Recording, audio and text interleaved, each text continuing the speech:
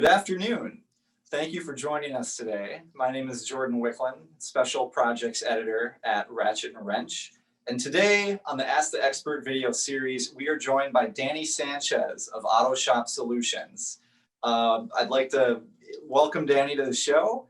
And Dan, if you'd like to tell us a little bit about who you are and why we're here today, I think we'll get started. Yeah, Jordan, nice to be here today, and nice to spend a little bit of time with you. Thanks for having me for this Ask the Expert series. Just a little bit of my background for those who don't know me. I'm an automotive veteran. Hard to say now. It's been a little over 30 years that I've been in the automotive industry. I'm a previous shop owner. I'm a current shop owner, and I'm the CEO and founder of Autoshop Solutions, a marketing agency a premier marketing agency actually for the automotive industry. We help our customers get more customers, bring business to the door. I have a master's in automotive management, and I have been a speaker and trainer and consultant to the industry really for years and years and years, more than I care to say. Today we're actually from my home garage. This is a COVID environment, so we're not all back in the office. Is the first episode of anything I'm doing from my home garage. Jordan, what do you think about that? Well, it's a little bit bigger than mine. I'm glad we're talking to the right person. My garage is a single one car and would not be where we would want to record today. So you mentioned COVID. Obviously, it's the big story of the year. Though we switched to 2021, nothing much has changed on that front, except maybe what you believe shop owners can and should be doing to prepare for success in 2021. Can you elaborate a little bit more about what maybe a reasonable first step might be? We started talking about for this idea of doing kind of the Ask the Expert and what can I bring to the table, and we were talking about the 5 things that we could do maybe. And first thing that I thought of was the 5 Ds, right? So dodge, dip, duck, dive, and dodge, right? That's the most important things in the world is the rules of dodgeball. But talk about business just in general. There's so many things that we need to do to be successful.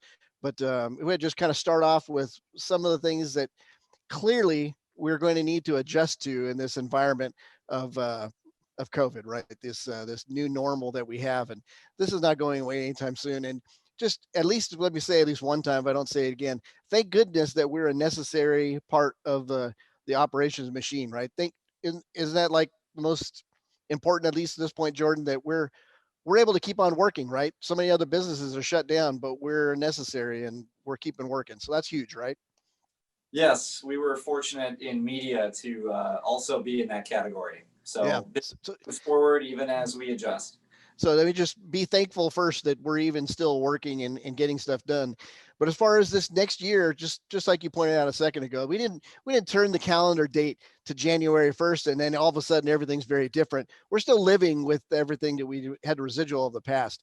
But there's definitely more that we can do to strengthen what we do in 2021 moving forward. And let me tell you, one of the first things is really need to work on strengthening our virtual skills. All the things that make us tech savvy, like the computers and video and all those elements that we've been maybe not quite putting our arms all the way around as an industry over the years, and kind of holding off, saying, well, it's not something that I really got to do. Wouldn't you agree at this point? There's just no avoiding getting your hands dirty inside the computer and internet environment, Jordan. Wouldn't you think? I agree. I think it's something probably many shop owners were, and maybe still are, slow to embrace. And I think what many don't realize is that they don't necessarily have to get their hands dirty with the right partner or the right setup.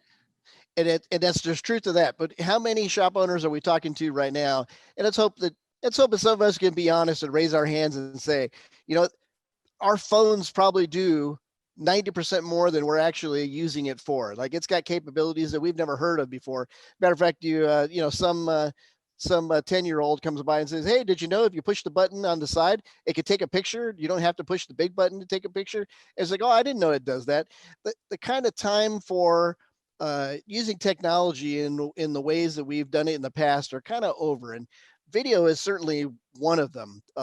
Using even this technology of doing interviews in this way, we're pretty much all but eliminating a lot of in-person contact.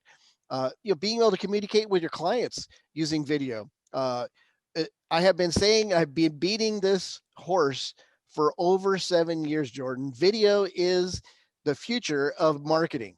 It just hasn't been completely adopted just yet. It's not super easy to do. Sometimes it's a little expensive, depending on what you're doing. You can still do casual videos, but it's not easy to do. You got to dedicate yourself to it, and you got to keep on doing it. And that is difficult to do. But even beyond doing video for your websites and your marketing, it's inside of your shop.